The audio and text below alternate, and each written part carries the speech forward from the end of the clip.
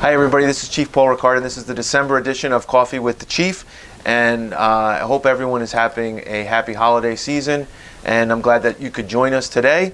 We're excited that we're going to be able to speak to two members of the Orange County Child Advocacy Center, which they'll explain to you what it is. And I have with me Dana Newman's here, and the supervisor of the unit, Leah Horrevoets. I screwed it up. I know, because I was thinking it's Leah Horrevoets. It was close. So I want to welcome you and thank you for coming. Why don't you explain to us what the Child Advocacy Center is? So the Child Advocacy Center is a place for children victims of child abuse, specifically sex abuse, severe physical abuse, witnesses to crimes, fatalities, to come to a safe place to talk, be forensically interviewed regarding the allegations, where they receive an array of services. Okay. And why don't you tell us a little about yourself, too? So my name is Dana Newman. I've been employed by the Orange County Department of Social Services since 2001. I've worked in multiple capacities as a foster care caseworker, as a CPS worker, and in 2019 I became the coordinator of the Child Advocacy Center. I'm an Adelphi graduate. I graduated with my master's in social work in 2008. I have 3 children. I have 2 daughters in college, both seniors. My daughter Gabby is going to graduate from Hartford University with a bachelor's in respiratory therapy. Oh, wow. My daughter Valerie will graduate from Oswego in May with a bachelor's in bio, and she's going to go on to get her master's in prosthetics. And then I have Those are interesting things. Yes, they're both science majors.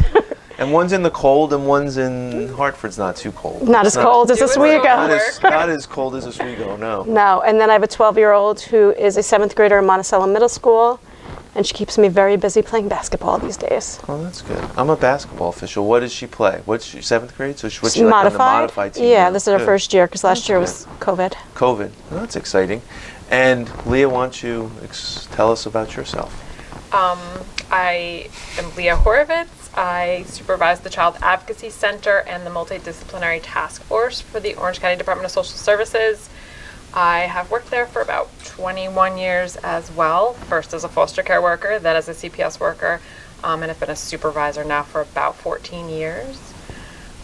I have my bachelor's degree in psychology, which you can do nothing with, really. But I guess I didn't even know what I was doing when I came to the county. Like, I didn't even know what the job was that first day I sat in my seat, but I feel like this is absolutely where I was meant to be. Okay, that's cool. So you're, just to make it clear for everyone, you are both Orange County employees, so you work for Orange County government? We do. Yes. Okay.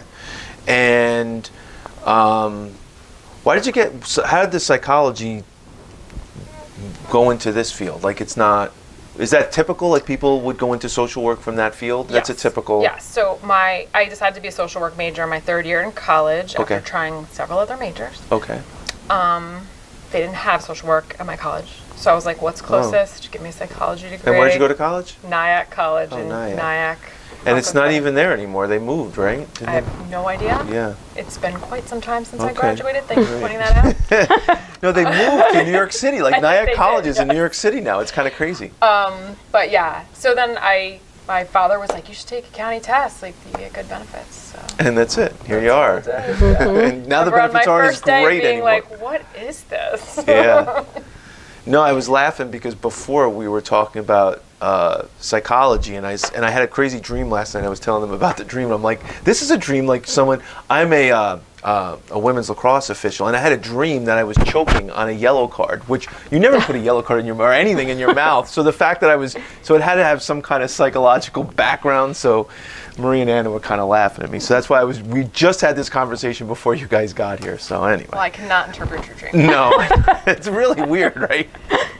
And I do basketball as well. So that's kind of like the thing I do on the side. So keeps me busy. So that's why when people mention colleges, because I travel to all these colleges all over, and I always like.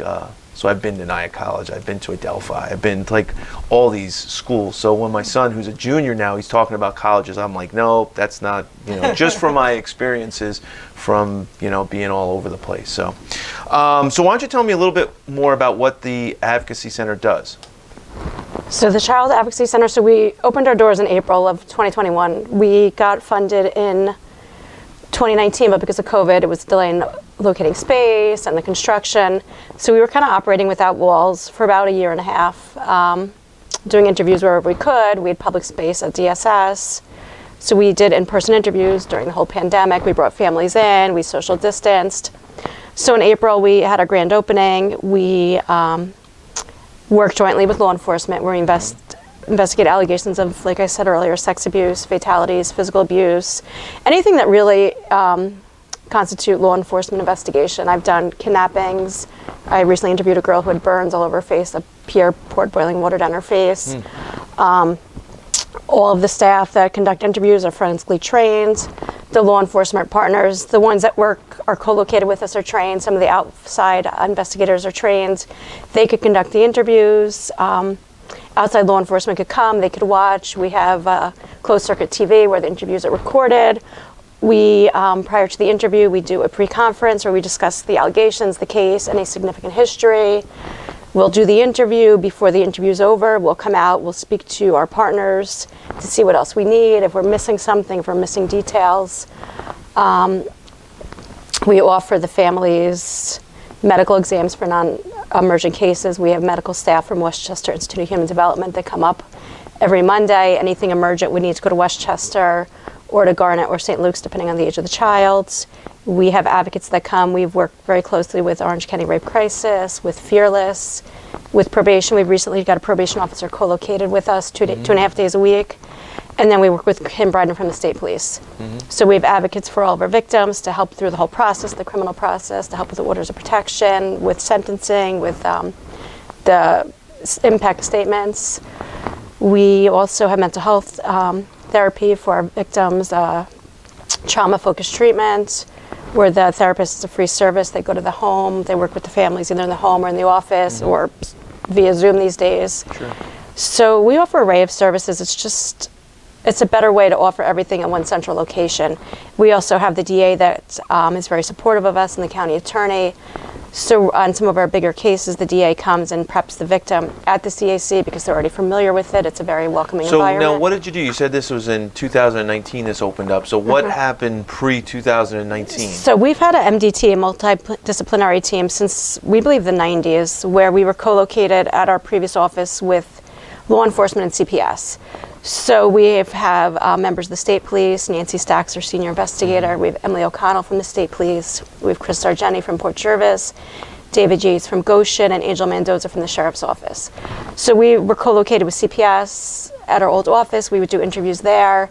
It just was a different environment. We didn't have advocates. We didn't work closely with the advocates. We would do interviews, and we were just very disconnected.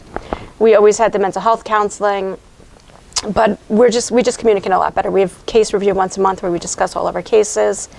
We track all of the criminal cases to sentencing or to disposition. So we're just working better as a team. So do you think this is, I'm trying to think of the word, so is this a new development in the field, these centers, or these centers have been around for a long time? CACs have been around a very long time. We were one of the last counties to get a CAC. We've always worked very closely with Westchester as far as the medical piece, and some of their support team, I guess, have worked with us closely over the years. But we were one of the last counties in the state to get a CAC. But like I said, we were one of the first to have an MDT, so we've always had the model, we just didn't have the location. Sure, and I know the safe space, basically. Right. Right, and I know Fran Heppes, who we had on a guest a while ago. She was a retired Middletown officer, and she works in our court. She was on that when she was a detective in Middletown, and I remember, and she's like, that was in the 90s, so I think she's one of that first group that formed that unit, I think like mid-90s. It is considered in the field best practice to have a child advocacy center.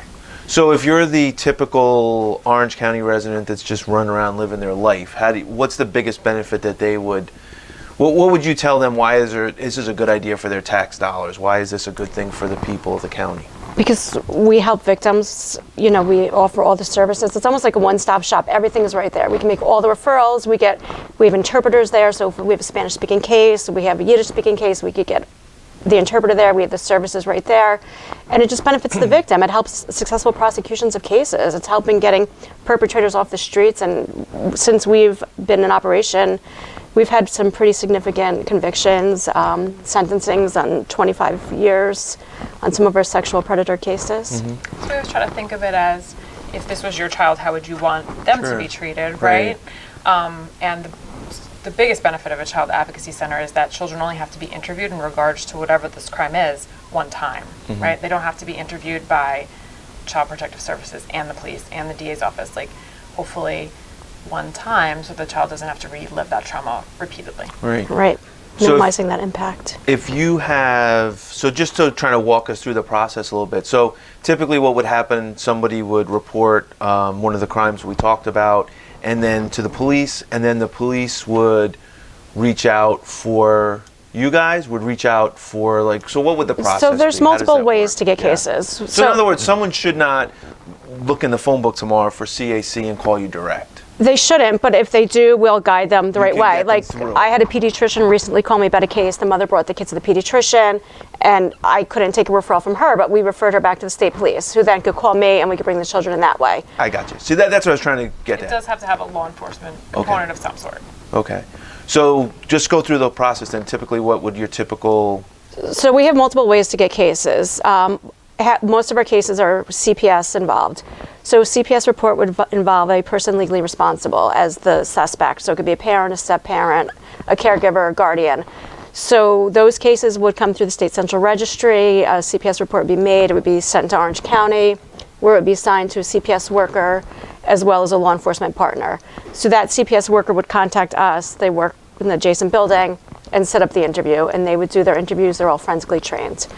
Also, the State Central Registry is law enforcement referrals are generated, and those law enforcement referrals go to the local PDs, who would accept those cases and then would contact us to schedule those forensic interviews.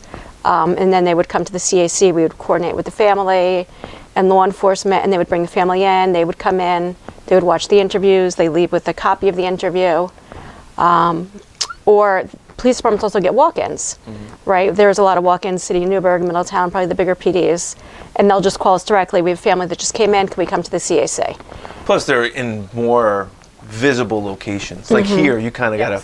It's people don't wander into our building very often for anything, because we're just not in that visible out in a place. And I know Middletown, Newburgh, they're like right in the street. Right. You know? So we would accommodate a walk-in case. Like Chester called me recently, and they're like, "We have a family that just came in. The child was raped." I was like, come over right now. Like, it was 12:30 in the day. They were there in 10 minutes with the victim, law enforcement. They came. We called the advocate. Everybody was there in 10 minutes. So let me ask you this, because this is always something that's always confused me with this whole thing is, if it's a non-family case, right? So it's a stranger sexual abuse or rape or so on, that would not be to your unit, or you can assist with that? So or how that does would be a work? law enforcement case, and I would be the one who conduct those interviews. So there would be no CPS component, but yet we could offer all the services, the medical, the counseling, the advocacy is all offered to them regardless of what type of case it is, but that would be strictly a law enforcement investigation. Okay, so you are broader than just the family or related kind of Yes, cases. we see a lot of kid-on-kid cases, so anything that constitutes a sex abuse crime we could do, as long as it's a child under the age of 18. And I think that's sometimes where the officers get confused, even with the CPS referrals. They'll say, oh, it's a kid, they're abused, but no, it's got to fit, like... It could have a CPS component, though, if the parent knew about it, didn't protect their kid. There's multi-layers there. So with CPS reports that have these crimes, the CPS worker assigned is forensically trained and does the interviews. With the law enforcement referrals, Dana, for the most part, does all of those interviews as the coordinator of the Child Advocacy Center. And you also do outreach, right? Education and training. Why don't you talk a little bit about what you're doing So with that? we've been doing a lot of outreach to the police departments. I believe there's 32 departments in Orange County. So we've been working to get them on board, to tell them the CAC and the benefits of bringing their cases to the CAC.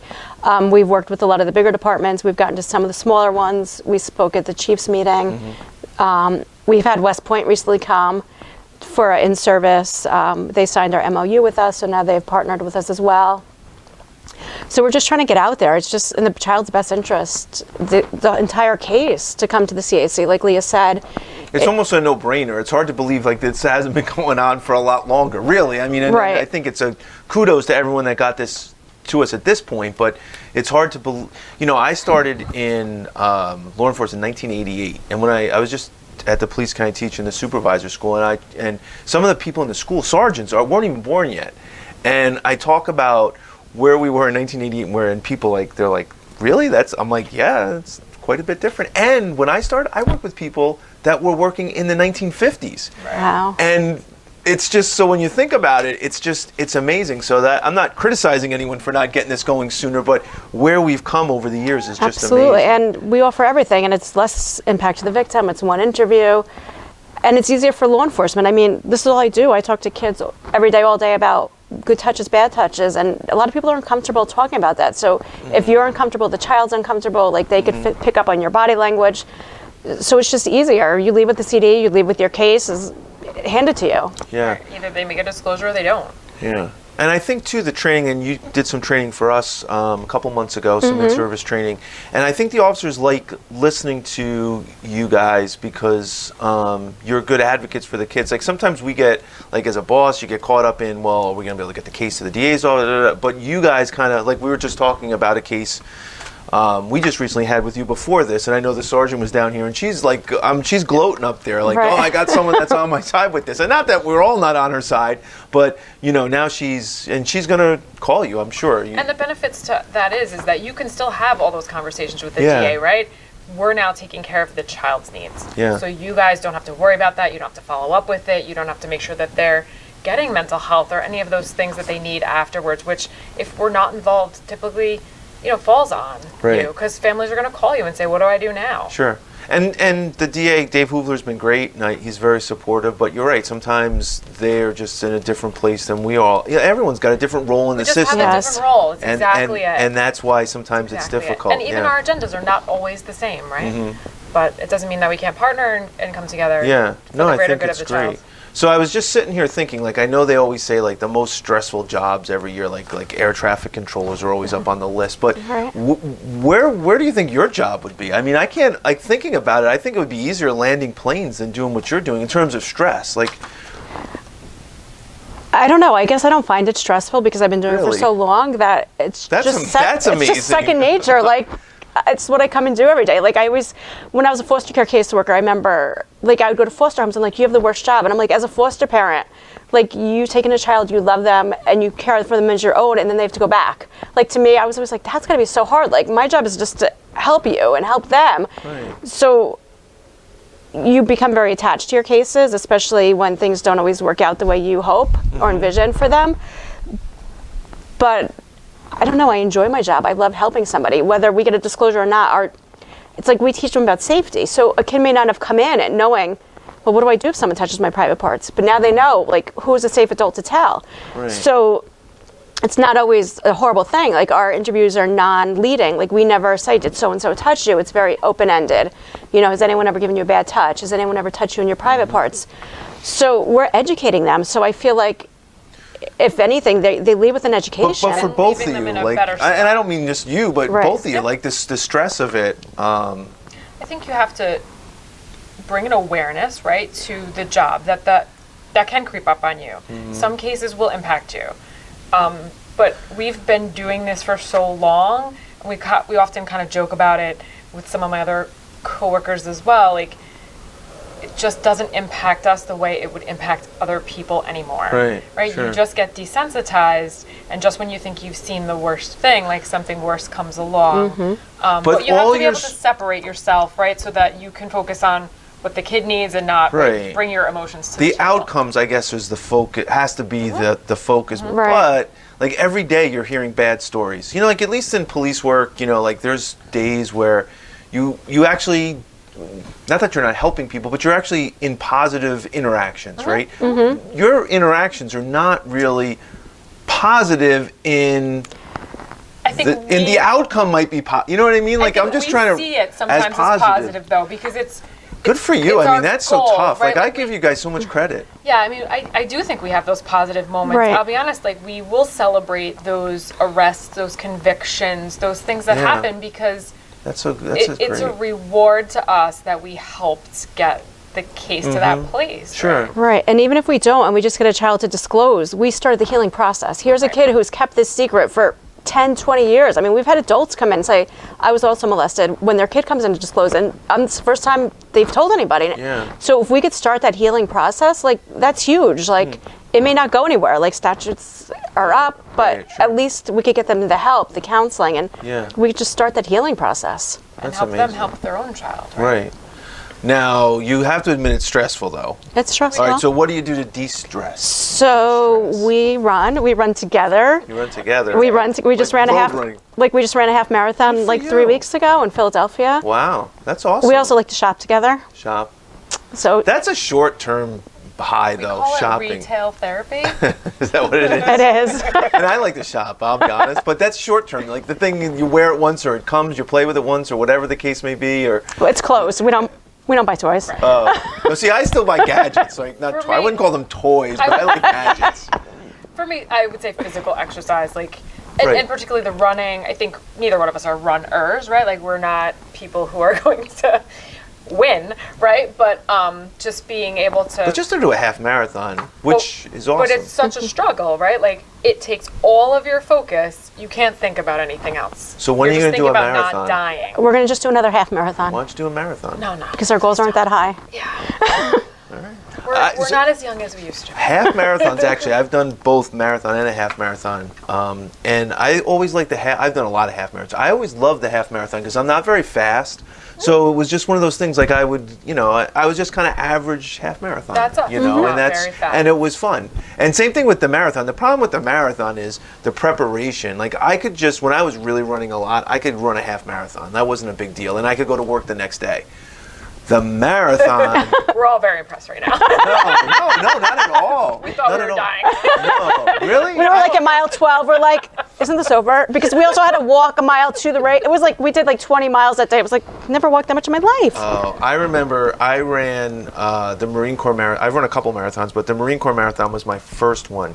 And mentally in my head, like I had everything planned out, and it like mile, I want to say it was like 22 or 23. There was supposed to be a place where they were going to have candy, and mentally, and I think that's kind of thinking about. It's kind of weird that you're taking candy from strangers, but it was very emotional. That was the year that it was 2001, and the Pentagon was, and we ran actually past the bombed out Pentagon, and wow. and the race was actually up in the air, or the run was up in the air. It wasn't really a race for me, but my run was up in the air.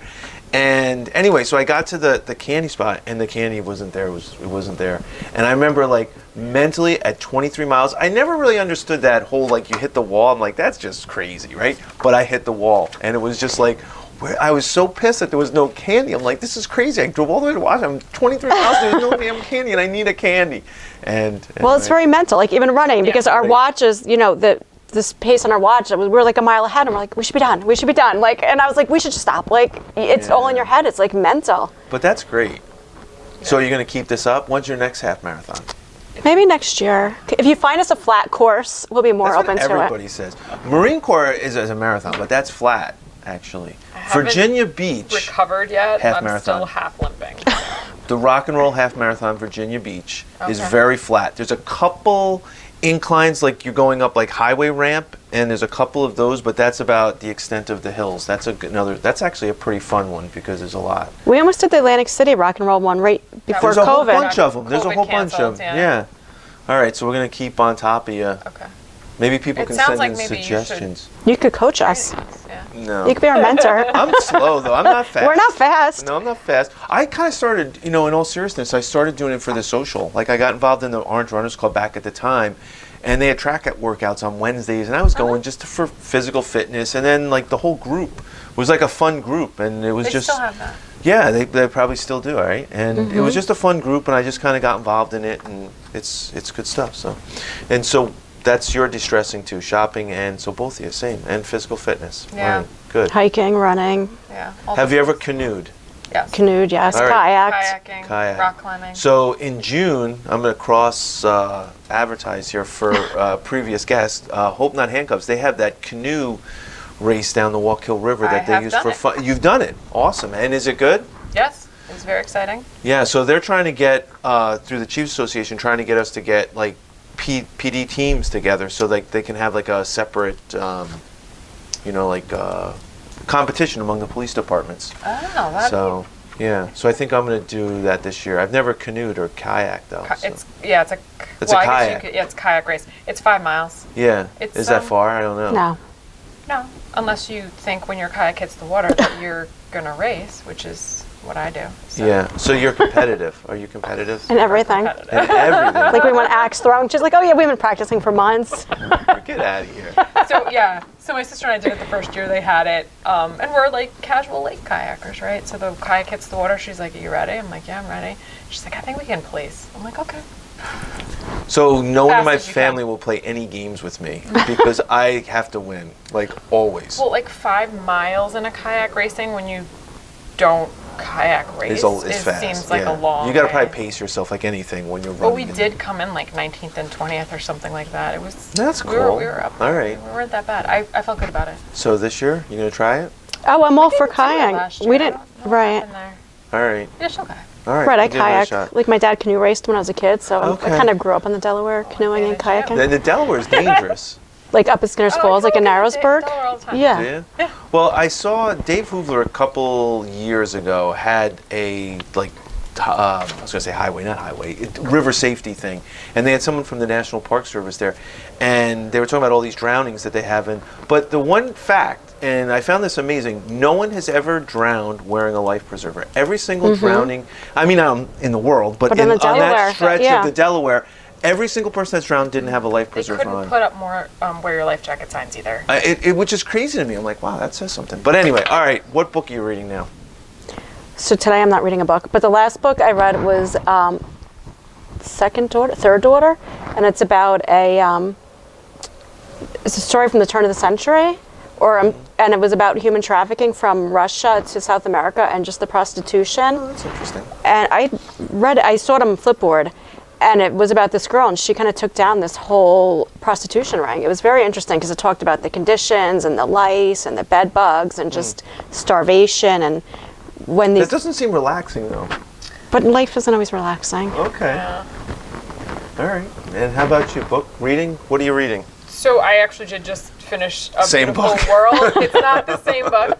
A Beautiful World, which is about adult survivor of child sexual assault. Another stressful book. At the hands of his mother. So I think what happens to me, at least, I will always read casually too.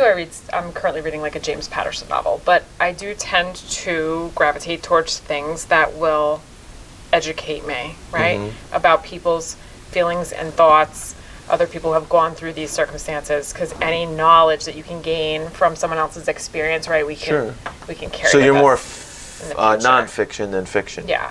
I Both of typically you? am. Yep. Yeah, for the most I do part. not like fiction. I'm a nonfiction. Because I'm traveling a lot, so I have an Audible account, so I listen quite a bit to books on not really tape. Books on tape. Books on tape. I listen, but Audible else books. reading them to you. Yeah. So I just finished Scott Gottlieb's book which was a COVID book. But so are you from Orange County? I am. I live in Circleville. All right. So you Born and raised. remember Action Park. Yep. Absolutely. And you do too. We Did just you watched the documentary. Did you read the book? No, we watched the movie. There's a book that is about a year old, and I can't remember the author, but I'll give you the author's name. And it was because I've been to Action Park, and the funny thing is, and I guess this is when you're a teenager, you don't think about danger. Like, I don't remember that place being that dangerous. And I remember, like, this is really a cool place, but it must be safe because they wouldn't let us here if it wasn't safe. My husband and I just had that same exact conversation because we used to take school trips there. Right. My parents would drop us off. We'd be there all day. Right. And every time we went back to the school bus, like, people would be missing their skin, road rash, Yes. like all sorts of things. It's crazy. Yeah, it's absolutely crazy that was allowed to occur, right? I mean, where the hell was government? I don't Listen, know. it still existed when my kid was little. I took him there too. Did you? Yeah, it's fun. It's fun. All right, if you had one superpower, what would it be? So Wonder Woman is my favorite superhero. I actually have a tattoo of Wonder Woman of the WW. Okay. And so a truth lasso would be my superpower that I wish I could have. All right. How about you? Maybe like an invincibility bubble. I don't know, like so that I could protect my team and our like environment from like the outside world. What like that's an interesting thought. Like where the arrows come from mostly? Great question. I guess. And I'm not supposed to I don't want to get you in trouble, so I should. No, it's all those stressors though, like that we were talking about earlier, right? Yeah. Like from people to job to just your daily environment, the stress that comes with raising your own family, your own kids, the things that they go through. My son just got his driver's license last week, so this is stressful. Yeah. This is a stressful time. Just maintaining your own mental health in this just COVID environment, right? Like where everything has changed and everything's different. It's funny because I'm listening to, I also listen to a lot of podcasts, and I'm listening to a podcast that's talking about the Rodney King case, because it's about 30 years. And there was a whole episode Definitely something that I would watch. On Daryl Gates. And they said Daryl Gates was criticized from the outside quite a bit because he always seemed to defend the police officers. And internally, he felt like the people that knew him, like that was his job to defend, because they were all getting arrows and thrown at them, and then it was so misunderstood by the outsider. So it's just kind of what you're saying. It's kind of interesting, how that happens. So I'm sorry, you said you would like that podcast? Oh yeah, I mean those like nonfiction kind of circumstances. The Ted Bundy documentaries, that's the kind of stuff I don't even need scary things, but there's one other one called 1 Year, and what they do is they talk about all these events that are happening in 1 year. So this year, in 1 year, is 1995, and they talk about these events that happened in 1995. And one is like these high school seniors, really good students in the United States, went to Oxford and went and enrolled in school over there, but they didn't enroll. They enrolled in a fake Oxford, and it was just even little things like that. Not scary, like murder, like kind of things, but just interesting things like that. Wow. I was like, oh, that's a crazy story. Like, and I don't even remember that at the time, but I feel like sometimes like the human mind fascinates me, and knowledge is power. So yeah, that's good. So. Really, is it 27 months we've been doing this for almost, right? 2 years? Yeah, it's going to be 2 years. It's been crazy, right? So, it's been challenging, and children are one of the most vulnerable groups, okay? And now we have to deal with COVID, the politics, all the different uncertainty. What are some of the resources that you could offer for people, for children, for parents? I think as both a parent and a professional, I think communication. I think it's just really important to have open communication and transparency with your children. I mean, anxiety, I think, is heightened for kids, for all of us. Wearing masks, going in public, you're going to get COVID, or you're not social distancing. Plus everything on the news, the violence, the increase in crime in the city. So I just think communication, and then mental health treatment. I think it's important that if the situation can't be resolved or the anxiety is really heightened, that you need to get your child into counseling. I just think it's important not to ignore the behaviors, the symptoms of whether it's anxiety or depression.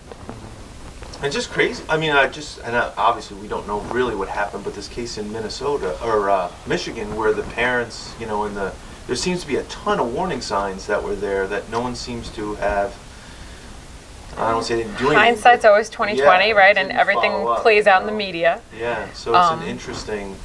And talk about communication, And think about that for our kids too, like just that knowledge, that having it come across the screen all the time on TV or on whatever they're listening to, like that's an anxiety producing for them too, going to school, right? Like, when am I going to be the next victim of like? Yeah, it's crazy. So, what are some of the things that come easy to you? I think that for me, like, it's easy for me to talk to children. Like, that's why I don't mind, like, it's not stressful for me, my job, because it just comes natural to engage a child, to talk to them about what's trending, what's happening, and be able to get them to feel safe and trusting to disclose to me. we always tell our kids, right, don't talk to strangers. So now we bring a child in who doesn't know us, and they're telling us their deepest, darkest secrets. Like, that takes a lot of skills, in my opinion, you know, like, and within an hour, you're getting a kid to tell you everything. So I just think the ability to engage and talk to children and build rapport. I think, and it's just that I give you so much credit. I don't think I could do what you do day in and day out. I think it's amazing. Easiest thing that comes to you. I mean, I think probably similarly, but I think my talent actually lies with reading adults, right? Knowing what's the truth under all of that, being able to see past whatever's going on and to make decisions in regards to all those things. Now, you're the supervisor now, or a I am. supervisor. Yep. Do you like that better, or do you miss the... So I will tell you that I'm a very Non-supervisor. hands-on supervisor in general, because my attitude has always been that if you sit behind a desk for 20 or 30 years, you won't have relevancy, right? So I certainly do. You're an active supervisor. I am. Very. I am. Do they like that, or they don't like that? I think they love it. Just the support. Like, in this line of work, I think you need the support. We need each other, and I think that's also a benefit of the CAC. We're a great team. We have each other. Like you said, the stuff we talk about or hear every day is very traumatizing for ourselves. So having that support and the team and a great leader is huge. Yeah. And people don't always understand. Like, you know, no one understands what child abuse looks like or maltreatment looks like, or what it looks like to talk to kids who have been sexually abused, right? But the people who sit around you, and I will say that we have a great team at the CAC. It's very cohesive. So we do support each other for sure. Yeah. That's interesting. That's good. We have it's 8 always workers. It's a balance for you, right? It's probably between being active with the cases and supervising. Yeah, so I will say that I do enjoy being the decision maker. I do feel like my talent lies there. I'm very used to being a supervisor, and I don't have a problem making those tough decisions. But I do also enjoy that field work.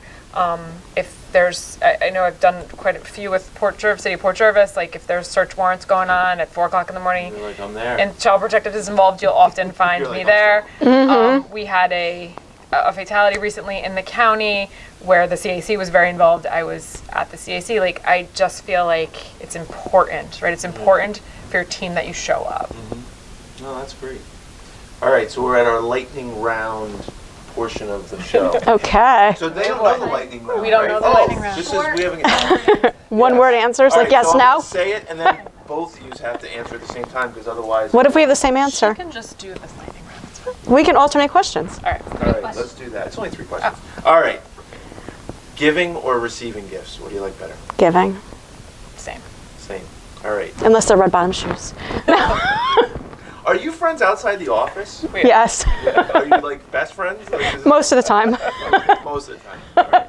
All right. Favorite holiday song?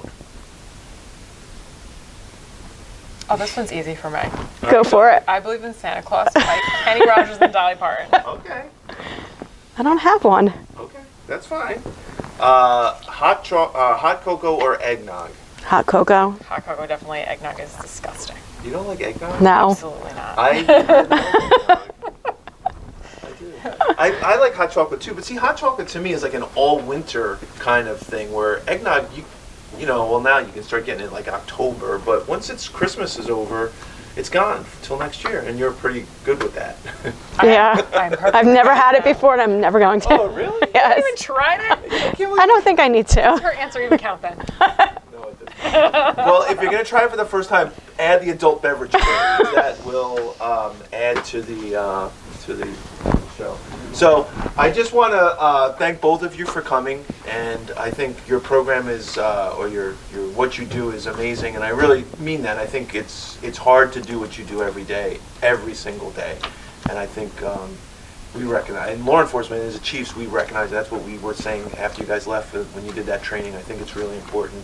And it's great that you're able to do it, and thanks for letting everybody know all the good work you're doing. So. Thank you for having us. Having us. And if there's any questions or concerns or anything that we can do, please let us know. Yeah, and we will. I mean, I guarantee you'll get a phone call occasionally from Sergeant Persino. Now you gave Rickard. I have no problem. Any of your stuff. Anytime. Great. All right. Well, thank you for joining us for the December edition of Coffee with the Chief, and we'll see you next month when we're going to have the new town supervisor, Matt Howell, will be our guest to talk about what he has planned as his term starts. Thanks for joining us, and we'll see you next time.